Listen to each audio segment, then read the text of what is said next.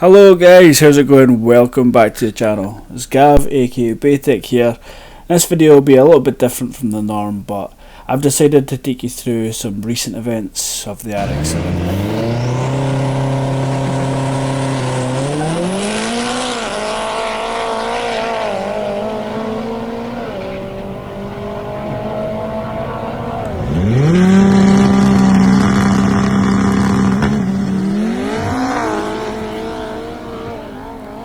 So as you can see here, this was probably the last time you see a YouTube video of the RX7 at Crail flying up and down the strip doing 9-second passes, no problem at all.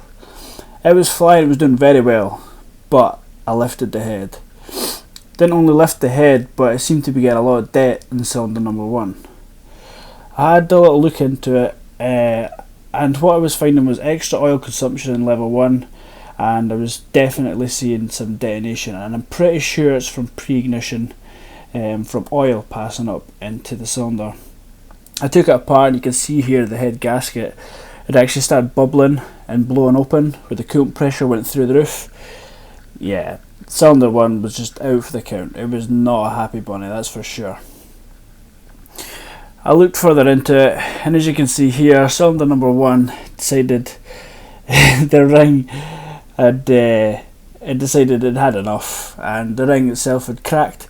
And I think this is actually from the DCT days. I think it's been like this for maybe a year and a half or so, but looking further into it, I started noticing cracks on the piston number 1. So I thought, to be safe, I thought I'd pull the rest of them to have a look, because I'd never seen cracking like this before. I assumed it was probably from really high RPM from the DCT shifting, or maybe when the valves hit the top of the pistons when the timing pin had actually sheared.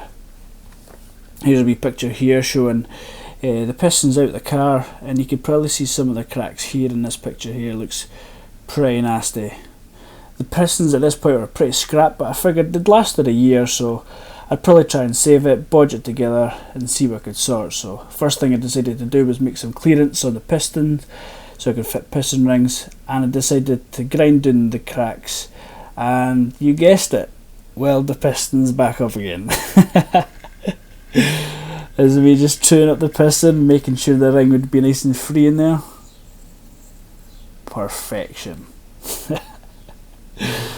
That was all the pistons welded up, because it did in fact crack all 4 of them, and the oil pump decided to pack in as well, so I decided to report that and give it a look over. I actually put a completely standard head on it.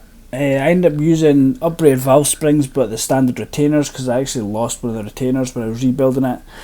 But I was hoping this new head would actually help my head gasket issues. This head will kill folks' OCD. So if you're OCD, look away right now. Right. Well, you normal cunts. There's a 15, a 23, a 15, a 23, a standard exhaust valve, a BEYTEK exhaust valve. This is going to be killing a lot of people's heads. So yeah, mixed mash valves this time. Some standard, some BEYTEK. Torqued it all up nicely, stuck the head back down again.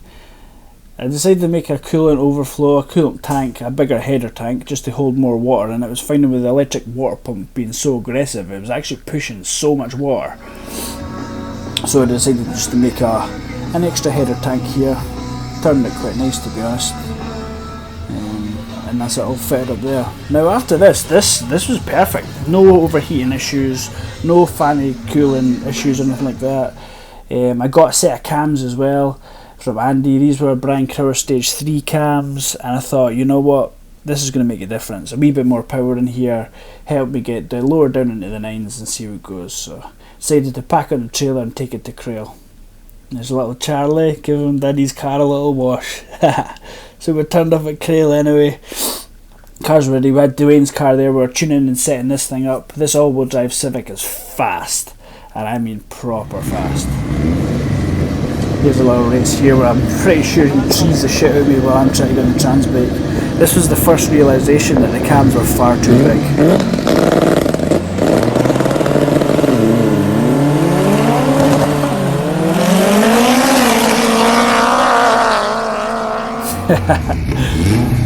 Classic little Civic. Love this thing.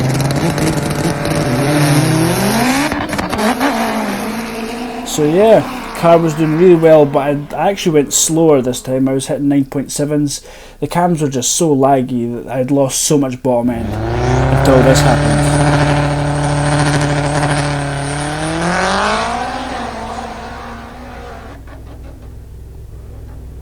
You hear that limiter action? So this is when the gearbox died, and this is what we were spinning to. 9,375. Now, I'm sure you guys know, for a 99mm stroke, that's a lot of RPM. That pistons are hitting some serious RPM at this point. I was pretty sure I damaged it. You know, this thing hit the limiter that hard. It was on full load at 8,000 RPM and the gearbox broke. And there was just nothing it could do. It just revved to the absolute moon. Like, it was an absolute scaremonger for this engine. The engine cut out. It was just not a good scenario. At this point here, I decided to drive home. I was looking for gearboxes online. Here's me looking on eBay. And you know, they're £700, £750. They've gone up in price a lot. When I bought mine, it was around about £500. So this things have gone up in price a lot. I was thinking the worst, but I decided, you know what, I'll just jack the car up. I'll pull the gearbox out and we'll just have a look. We'll just see what's going on. So here's the car here, just jacked up in the back there. See slick still on. Trying to pull the gearbox out on the floor. I would love to have a two-poster. I really need to get one, to be honest, but here she is. There she is. And have a look at this. You see the flex plate still on the torque converter on the floor? Yeah, it's not supposed to look like that at all. So this here should look like that. Yeah, I managed to snap the flywheel. Now this was good and it was bad. It was good because it seemed like potentially the gearbox was going to be okay. But it was also bad because there's not really any other flex plate you could use. I mean, you could try and weld something up, but then it throws the balance out. You know, I ended up just sticking another standard one back in it, to be honest. But since the low down power was that bad, I've come up with the next stage of the RX7.